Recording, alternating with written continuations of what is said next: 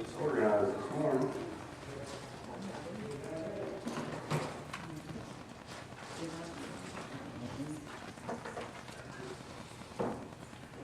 All right, you're reading from Joshua chapter 5. I'm going to skip the verses, so I'll try to keep you along as we go. Start with verse 1. It said, Now, when all the, that's where we left off last week. Now, when all the Amorite kings west of the Jordan and all the Canaanite kings along the coast heard how the Lord had dried up the Jordan before the Israelites until we crossed over, their hearts melted, and they no longer had the courage to face the Israelites. At that time, the Lord said to Joshua, Make flint knives and circumcise the Israelites again. And so Joshua made flint knives and circumcised the Israelites at Gibeah, Haraloth. Verse 13, Now when Joshua was near Jericho, he looked up and saw a man standing in front of him with a drawn sword in his hand. And Joshua went up to him and asked, Are you for us or for our enemies? Neither, he replied, but as commander of the army of the Lord, I have now come. And Joshua fell face down to the ground in reverence and asked him, What message does my Lord have for his servant? And the commander of the Lord's army replied, Take off your sandals, for the place where you are standing is holy. And Joshua did so. Now Jericho was tightly shut up because of the Israelites, and no one went out, no one came in. And the Lord said to Joshua, See, I've delivered Jericho into your hands, along with its kings and its fighting men. March around the city with all the armed men. Do this for 6 days. Have 7 priests carry trumpets of ram's horns in front of the ark. On the 7th day, march around the city 7 times with the priests blowing the trumpets. When you hear them sound a long blast on the trumpets, have all the people give a loud shout. Then the wall of the city will collapse, and the people will go in, every man straight in. So Joshua son of Nun called the priest and said to him, Take up the ark of the covenant of the Lord and have 7 priests carry trumpets in front of it. And he ordered the people, Advance, march around the city with the armed guard going ahead of the ark of the Lord. And when Joshua had spoken to the people, the 7 priests carrying the 7 trumpets before the Lord went forward, blowing their trumpets, and the ark of the Lord's covenant followed them. The armed guard marched ahead of the priest who blew the trumpets, and the rear guard followed the ark. All this time the trumpets were sounded. But Joshua had commanded the people, Do not give a war cry. Do not raise your voices. Do not say a word until the day I tell you to shout. Then shout. So he had the ark of the Lord carried around the city, circling it once, and the people returned to camp and spent the night there.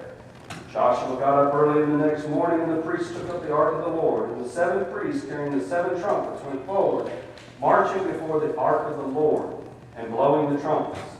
The armed men went ahead of them, and the rear guard followed the ark of the Lord, while the trumpets kept sounding. So on the 2nd day they marched around the city once and returned to the camp, and they did this for 6 days. On the 7th day they got up at daybreak and marched around the city 7 times, in the same manner, except that on that day they circled the city 7 times. The 7th time around, when the priest sounded the trumpet blast, Joshua commanded the people to shout, For the Lord has given you the city. And the city that is all that is in it are to be devoted to the Lord. Only Rahab the prostitute and all who are with her in her house shall be spared, because she hid the spies we sent. But keep away from the devoted things, so that you will not bring about your own destruction by taking any of them. Otherwise you'll make the camp of Israel liable to destruction and bring trouble upon it. All the silver and gold and the articles of bronze and iron are sacred to the Lord and is to be put in the treasury. And when the trumpet sounded, the people shouted, and the sound of the trumpet, when the people gave a loud shout, the wall collapsed. So every man charged straight in, and they took the city. Verse 24, And they burned the whole city and everything in it. But they put the silver and gold and articles of bronze and iron in the treasury of the Lord. Joshua spared Rahab the prostitute with her family and all who belonged to her, because she hid the men Joshua had sent as spies to Jericho, and she lives among the Israelites to this day. And at that time Joshua pronounced this solemn oath, Cursed before the Lord is the man who undertakes to build the city of Jericho. At the cost of his firstborn son will he lay its foundations, and at the cost of the youngest he will set up its gates. Lord, we thank you for today. We thank you for the word that you've given us, the opportunity to study it freely here in this country. Help us to apply it. In your Son's name. All right, lead the reading. I always like to read because it doesn't matter what I say, it's only what God says. So I always like to read some stuff. There's just a lot of things I wanted to touch there. We're studying Joshua, as you know, and last week we talked about memorial stones. We talked about how the people had set up their camp at Gilgal. As soon as they came out of the river, they went across and set up in another oasis area, pretty much, which is about 2 miles from Jericho, plus or minus, in that neighborhood. We don't know the exact spot. And they started setting up camp. The 12 representatives, one from each tribe that had been selected, were told to take a large stone from the river at the foot of the priest, at the foot of the ark of the Lord. And they were to pick it up on their shoulders and take it to camp. After everyone had crossed, Joshua went out into the river and set up 12 stones at the feet of the ark of the Lord as a memorial in the middle of the river.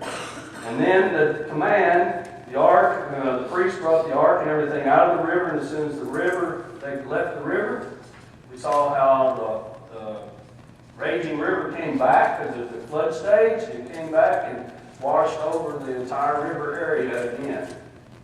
As it washed over it, Joshua then took the 12 stones, went up to Gilgal, where the camp was, and took those 12 stones and set up a memorial there for them, in order that all would know that the Lord is all-powerful and always to be feared.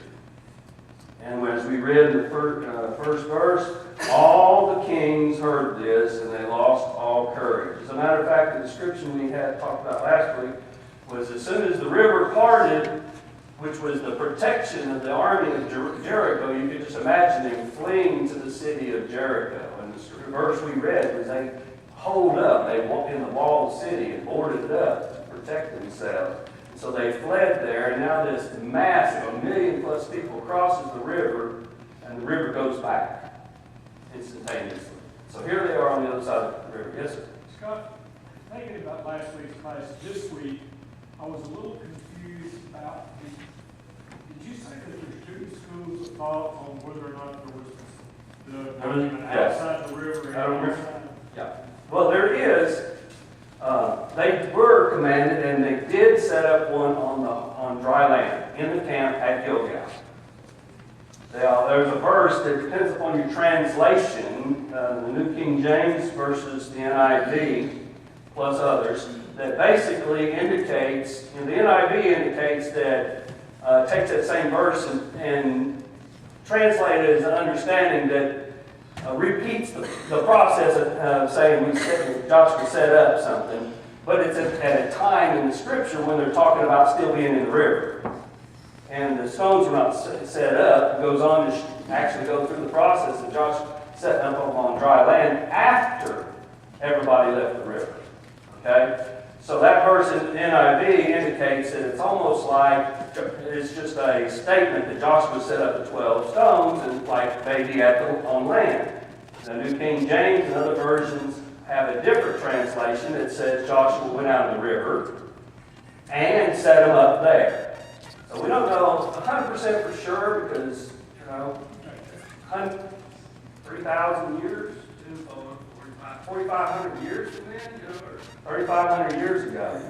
But generally speaking, the important thing is that there's the same memorial benefit, was to remind them of those 2 things, the power and the enemies and all the people about God. The power of God and that he was to be feared and respected. And so there's a possibility, and in my opinion, is what I told you. In my opinion, I think the translation in the New King James is correct because of the sequence of events and the way the writer wrote it was in the process while they were still in the river. But that doesn't make it so. That's up to you. Okay? The important thing is at the end of the day, we were reminded that God set up a memorial there that says, I brought you into this land. Don't forget how you got here. Okay? All right. So basically, we did that. We also took a few minutes and we talked about the comparison here. Now that they come into the land of promise, that relationship between Joshua of the physical children of Israel, and Jesus, which is the same, it's just a Greek version of the name Joshua. Both of them mean Savior or Deliverer, and how Jesus is spiritual Israel, which is us today, all those who are engrafted by faith into His people. How, in that particular situation, the parallels couldn't be an accident. As a matter of fact, Hebrews touches on several of those, and a couple of them we pointed out last week is that both led God's people into the land of rest.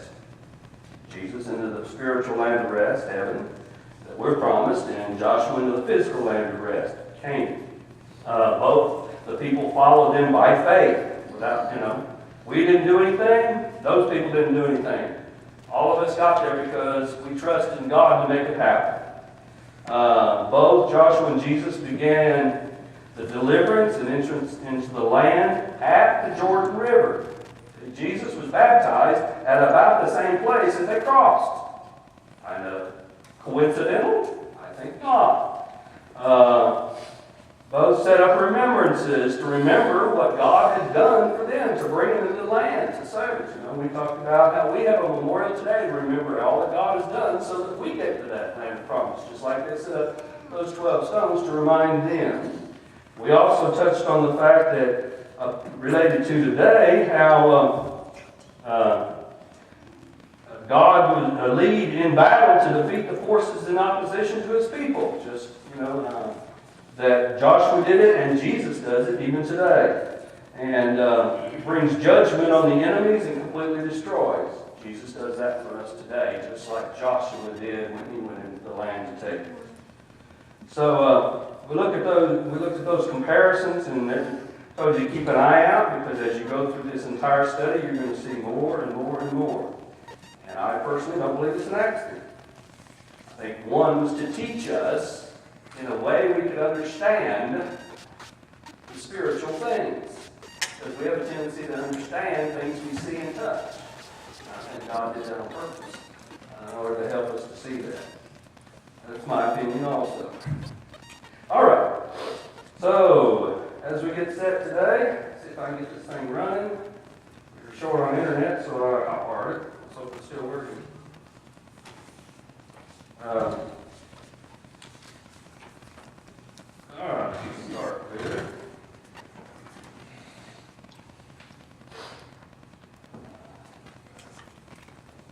All right.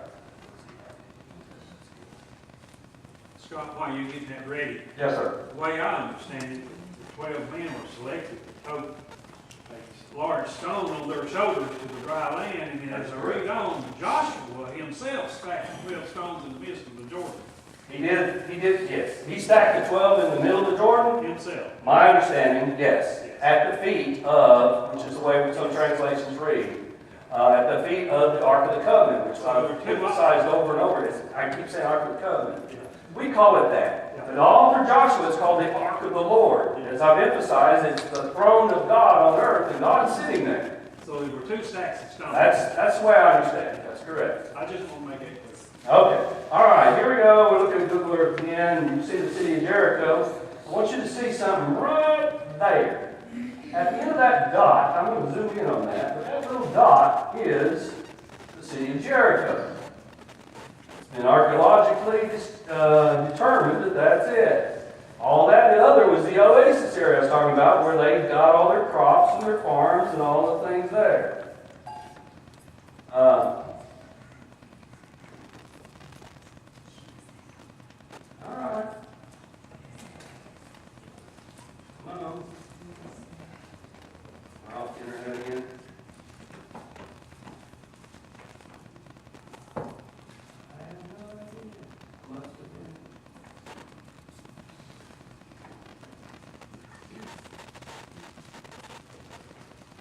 We're having technical difficulties today.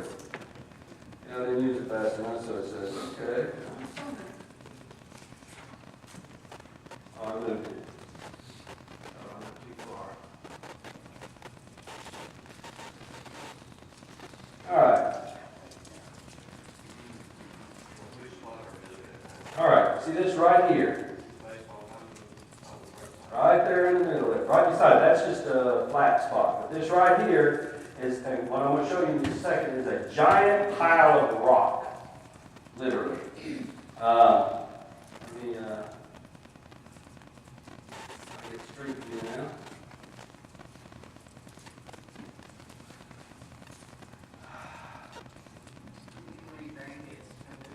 I was trusting Kirk to handle this, but apparently I don't have internet with this either. So. It should be working. Should be working. All right. It's user error if it's not. All right. Thank you. I was trying to work it off my cell, which doesn't always have good service in here either. Should probably do it every phone call all the time. All right, let's try this again. Take up time.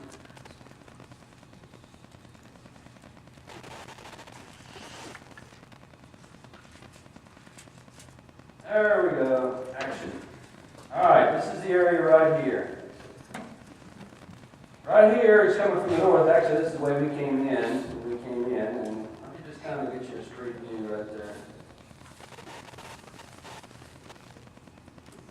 See, here's what the town looks like on the oasis side. See how flat and everything it is? Now look on the other side of the road.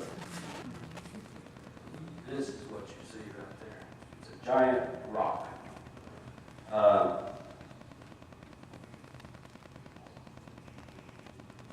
want to see that truck?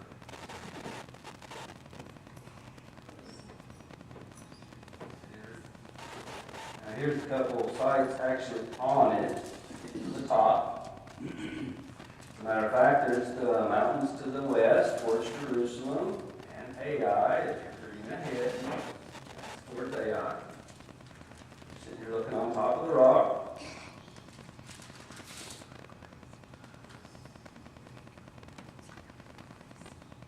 It is a giant rock. And when I say giant, I can attest to it, because I went around it 3 times. Covered the entire area. That's a totally different story. We were yelling loudly, so we were doing the shouting.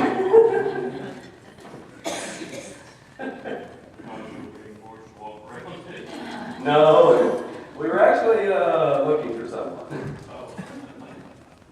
Anyway, that's a funny story, but I'll leave it.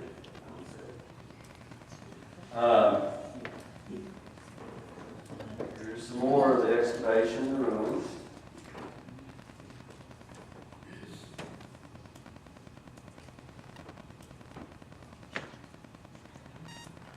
Now, the next thing I want to do is do this. This is what I want you to take just a couple quick minutes to look at this. This is somebody's video of it, and it kind of tells you some things. You know, you can be able to see some of the stuff as they go. All right, this is where you go up into the side, you walk right up through there, like this.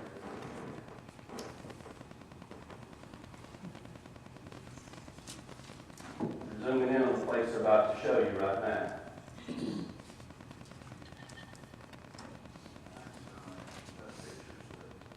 Kind of gives you an idea. In just a minute, I'm going to show you something that supposed they think is from that Bronze period, which is when the city of Jericho was destroyed.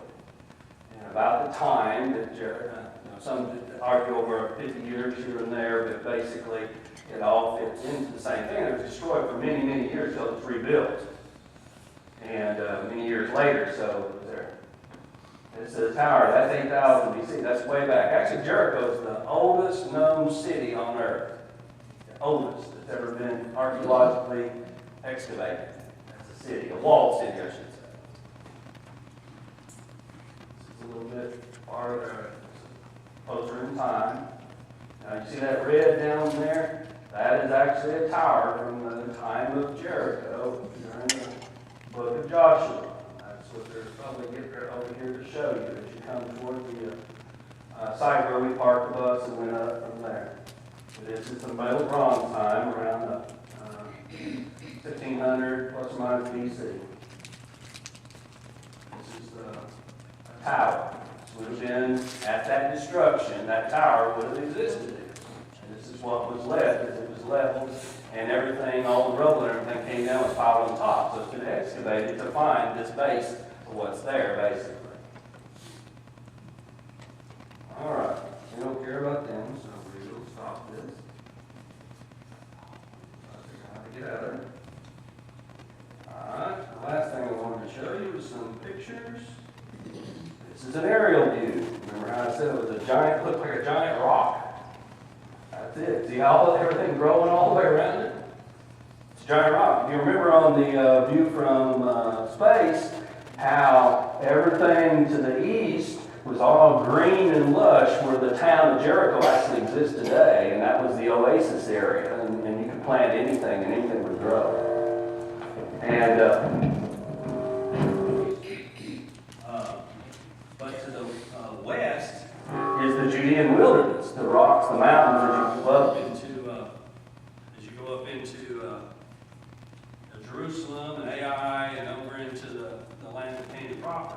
Well, this is on the, if you remember on that burial, it was all the way to the west of the oasis, because it was basically, they would have taken all that rock in that wilderness to build this city from way back when, even though they did all their farming and their planting out in the Jordan, on the plain here with the Jordan River. All right, here's some pictures from above that we took while we were there.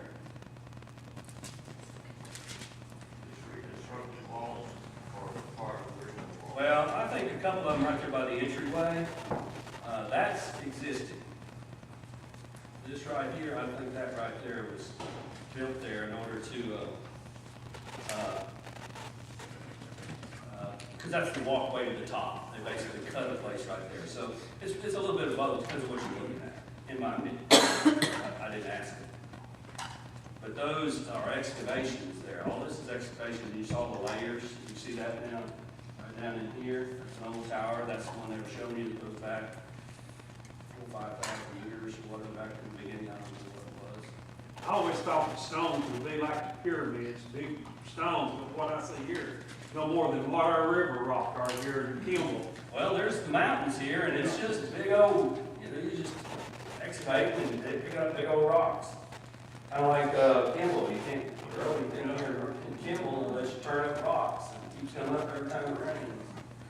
Except out there is no grass here on the top of it. All right, here is those tower walls, or foot foundations. Right here. And this is looking toward Ai. That's looking toward Jerusalem. All right, so let's just stop right there. Out of the way, let's get into the Bible, since we've already shot most of the period. Sorry about that.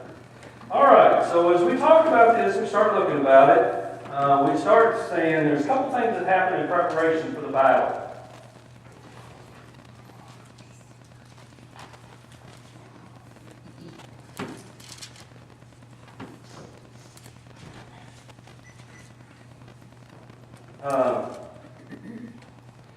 First of all, the people had to go do something. What would they do with all the men? Circumcise them. They had been throughout the entire journey in the wilderness. They circumcised them in order to mark them as belonging to God. We're about to have a situation where you're either on this side or you're on that side. As a matter of fact, that was a question Jericho is going to ask. Whose side are you on? And this is how they determined. If you're on God's side, they marked it. They circumcised every one of the males at the time. They also celebrated the Passover in order to remember how God had delivered them from Egypt. Okay, now we're reminding you what God did. He didn't do anything. God did it. So the people did this in order to prepare themselves for what's about to take place. What does Joshua do? Do what? In verse 13 of chapter 5, we find him where? Where's he at? He is near Jericho. Wait a minute. Where's the camp? Gilgal. Why is he not in Gilgal with his army, with his people, and he's over in Jericho? Military guys, why is the general over here looking at Jericho? checking out the battlefield. He's checking out the battlefield. I got to take this on tomorrow. He's going over here to figure out what he needs to do. And in the process, he meets a guy who's standing there with a drawn sword. And he asks him a question. What's he asking? Whose side are you on? You on my side? Or you on the king's side? Jericho's king's side? That's what he's asking him. And what does the answer come back? Neither. Neither. I'm not on your side. I'm not on their side. The reason is, as the commander of the Lord's army, whose side is God on? God's side. The question is not, is God on our side or their side? The question is, whose side are we on? See, he's over there getting ready to take on a battle, great general, going to figure out how to do what's going to take place. He's trying to figure out how to take the walls of Jericho, and he forgot one important thing. We already saw he's done this before. He already sent out 2 spies. He wants to know what's going on. Good general. So here he is. He's out there checking out Jericho. They're all shut up, and they're in there, and he's looking at this city trying to figure out, how am I going to crack this thing? And while he's doing that, we find that he runs into the commander of the army of the Lord. When he runs into him, basically, he tells him, God is his own side. The question is, are you on mine? Did the men just mark themselves saying they belong to him? Or are you on the enemy's side? It's really a question, and we need to remember that in our lives, and I'm jumping way ahead, but I don't get to it. Remember, the question for us is always not, is God on our side in any particular adventure or instance we have in our life, or but the question is, are we on God's side throughout our life and whatever things we deal with? So, all right, so we see him out there, and he runs into the commander of the army of the Lord. And it says that the commander has come to do what? Lead the battle. He's come to take charge of the battle, to lead the battle. And so he comes down here, and he tells Joshua to do something first. What's he tell him to do? Take off your shoes. Why? Holy ground. Stand on holy ground. Okay, we heard that before? Yep. His predecessor, before he led those people out of Egypt and defeated the great armies of Egypt, Moses was given a commission before God, and he was told, take off your shoes. You know? God is God, and we aren't. That's what I was pretty much trying to say is, here you are looking to take this army on, but you're not in the power position. Instead, take off your shoes because you're not really anybody. You're in the presence of the one who will destroy, the one who will win, the one who will do everything. And he's sitting here and telling him to do exactly the same thing that Joshua knows that Moses went through, in order to let him know very clearly who's in charge. The one that is sanctified, the one that is holy, the one that is God. So follow him. And then we get this great pronouncement in chapter 6. After we find out that all of Jericho was all shut up, which we already knew, he says, see, I have delivered Jericho into your hands. Have they had the battle? Nope. You see, God makes pronouncements like that. As a matter of fact, he's already made that pronouncement for us, has he not? Has he won the battle? Yes, it hadn't finished yet, but it's already a done deal. And that's what he's saying here. It's a done deal. It's in the Bible. All right, so here we find that it says, I've delivered Jericho into your hands. Stop scouting. Stop looking around. Stop trying to figure out how to win this battle. You're in the presence of the one who can make it happen, and I've already made it happen. You just hadn't seen it yet. That's what he was trying to tell Joshua. Then he goes on and gives him some instructions. First of all, you march around the city 6 days for how many times? Once. 7th day, march around it 7 times. 6 and 7 is what? 13. No wonder 13 is an unlucky number. I already thought about it until I added it up. 13. And at that time, the walls will collapse with a loud trumpet blast. So here we go. We find them in the siege thing. He sets up the parade.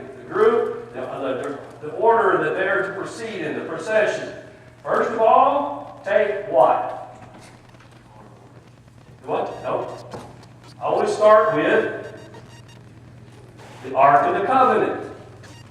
God, in every single conversation in Joshua, the Ark of the Covenant is the first thing that's brought out. He says, take the Ark of the Covenant, bring it out here. In front of it, put 7 priests. What are those 7 priests supposed to be carrying? Trumpets. What does a trumpet do? Do what? Make noise. Yes. Well, for the most part, they didn't make pretty music. They had a couple basic purposes. One of them was to give commands and orders in battle, but it was also to announce. You know, when the king comes in, they would blow the trumpets, and the king would come in and sit on his throne. You know, all through history, announcing. So here we put 7 priests, who are not warriors, with 7 trumpets standing in front of God, the Ark of the Lord. God is sitting. They put him in front of that, and in order to announce that this army led by God is coming. Then it tells them to put, and the words are different. I'm not a Hebrew scholar by any means, but the words are a little different than what normally is. But the implication is it's not the whole army. It's more of a royal guard. So you like David. You remember David had the mighty men, his special forces. So it's like those special forces or the royal guard were placed in front of them as a protective measure, leading the king who's being announced by the priest. And then the rear guard would be the army. The rest of the army would come and proceed behind them. And so basically you would have that, and then behind the army would be who? Do what? Regular people. All the people. Not part of them, not the men. All the people. So they would all get in this parade route, and they would march from, as we saw, to the northeast or whatever, from Gilgal, a couple miles. They would come down, they would go around that city. Go around that city, and then they would go back to Gilgal. They did that for 6 days. Now, when they come up, here's all these people sitting in this city. They're already afraid that their army's already come in and closed the doors, shut them tight, because they saw what happened at the river. And now all of a sudden they see, here comes the army, here comes all the people are coming, and as they come marching to them, what are they doing? Getting guns ready. They didn't have guns, just got that. They were getting ready to fight the battle. Here they come. And instead, what they see is this group of people come in silence, except for the trumpets announcing that the king is coming. In silence, walked all the way around the city and went back to camp. Okay, that was a little weird. And they did it again. And again. And again. Think of that. You know, the writer said they must have thought they were crazy. Crazy nothing. They've already seen the river. They've already seen what's going on. They're trying to figure out what's about to happen. And all they're doing is building more tension, more stress, more anxiety, more fear. And they do it 6 times. And then comes the 7th day. And they come and do the exact same thing. Except they don't go back to camp. They go around again. Uh-oh. They change the game. What's happening? Uh-oh. Then they do it again. After a while, they're about to just have a heart attack. You know, think about it. They don't know what's going on, but they know something's ramping up and it's getting really, really serious now. And then all of a sudden, after that 7th round, we find the silence is broken. And instead of it just being a loud da-da-da-da, or whatever with the, however they did it, the king is here or whatever, then suddenly they have a long blast of the trumpet. I remember the cavalry days, what they taught to do. Oops, I said the word. Charge! You know, that's what they did. And all the people were commanded to yell. And so they did this great shout. Now when you want to think about how loud that is, think about this. How many people were there? 1.5 million. Over 1 million. 1.5 million. Massive people. Has anybody been to Neyland Stadium? 100,000 people on 3rd down, and they got them held. Wow. I've been to watch the Chicago Bulls play. There's only 20,000 in their stadium between Jordan and Shaq. And when they got wild, you couldn't talk to your son sitting next to you because the building literally was vibrating. We have 1.5 million people shouting. All the people were in more than fear, and then the walls collapsed. And I like the term that they said, and the army went in straightway. You know what that means? That means they didn't go around over that place where there was a hole in the wall. That means as they went around, they suddenly stopped, the walls fell down, and everybody in his position turned and went into the city. Because the walls were gone. Archaeology bears that out. So the walls are down, everybody is collapsed, they go into the city, and Joshua has told us that this is a devoted city. What does it mean by devoted? Everything belongs to God. Everything. Therefore, you go in and you destroy every living thing. When I say every living thing, what do I mean? Animals, children, women, men. If it draws a breath, it was destroyed. Matter of fact, it didn't even have to draw a breath. If there was any vegetation, we're going to find that they burned the place, so there was nothing living in that city. Okay? Totally destroyed. It was devoted to God. The only things that were to be taken out is what God told them to, which was the valuable metals. Bronze, silver, gold, iron. And they were to be taken to belong to God in His treasury, which they already had a large treasury, if you remember, King of Egypt. So they're carting around a big treasury already. So it was to be put into God's treasury. Other than that, it was to be totally destroyed, except for one other thing. What was that? Rahab and her family. Why? Because as we studied a week or two ago, what she had done as far as contributing to the people there and her commitment to them, her choice as to who to serve, basically. She chose God. Interestingly enough, that's a good parallel for us. We're just as dirty as she is, and God chose us because we chose Him. He chose us and lets us go into that land of promise along with His birthrighted children, because we too chose Him by faith, just like she did. So we see this. So she was spared along with the things, and everything else was to be devoted. All right, so the destroyed was destroyed, and then we find that Joshua and the army comes and burns every single thing that's left, everything, and pronounces a curse on it.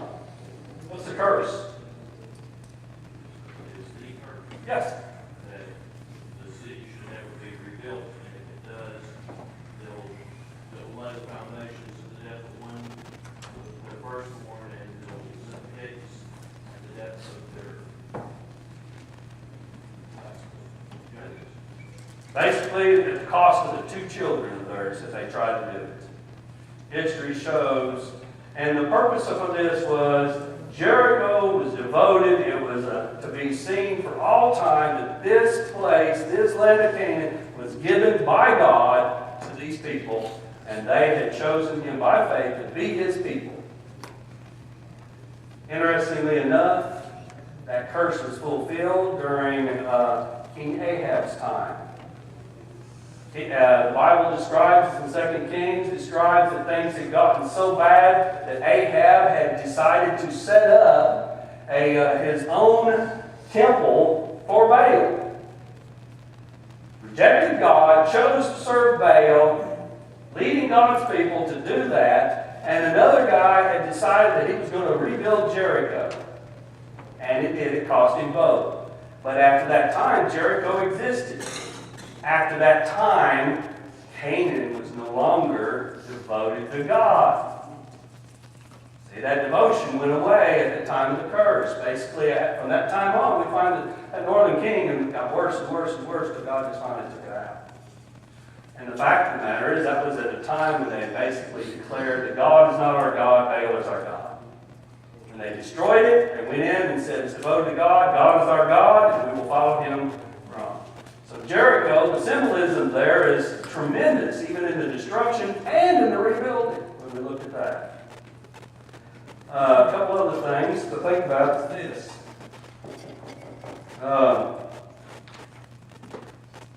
We already talked about whose side is God on. He's not on anybody's side. We're the ones that are required to choose sides, not God. And I never really thought about that before. But you think about it, we're always trying to figure out, is God with us or against us? Actually, the real question we need to be asking, are we with God or are we against Him? As we make those decisions, we do what He wants or not. He doesn't move. That's right. That's a good point. He's unmovable. And He's always said that He'll take care of things. We just got to let Him be the one. Choose Him. It's not just an interesting side note.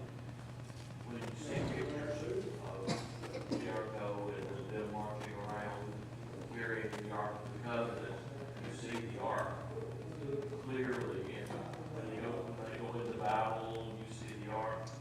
That is not the case. The Ark was never to be seen. It was wrapped in a blue cloth and then a waterproof cloth put over the top of that. So it was carried, but it was not shining out in the sun, being Right. seen by everybody. That's true. I've seen pictures both ways of that. Shrouding versus not. Okay? Last thing I want us to think about is this. Talk about the commander of the army of the Lord. When you look at Ephesians chapter 6, it talks about the spiritual battle that's going on. We talked about that in class before. About how God tells us to put on the armor, and the armor is all about defense, that God is actually doing the battle with spiritual forces. We see here once again the battle was already won before it took place. There's a battle that was going on. It was led by the commander of the army of God. Whether it's God or Christ or one of the angels, we don't know. We don't know. You can argue that now, whatever. But the fact of the matter is, God was in charge of the battle. And the battle was taking place elsewhere. The real battle was, it actually showed itself on this earth. In Daniel chapter 12, we even see some readings of what are about the prince of, the captain of, Michael being the captain of the people of Israel, like he was the defender of Israel and their army in the spiritual sense. And then there were references to others that were defenders of people in other places. Obviously, that's the people that chose God in those places.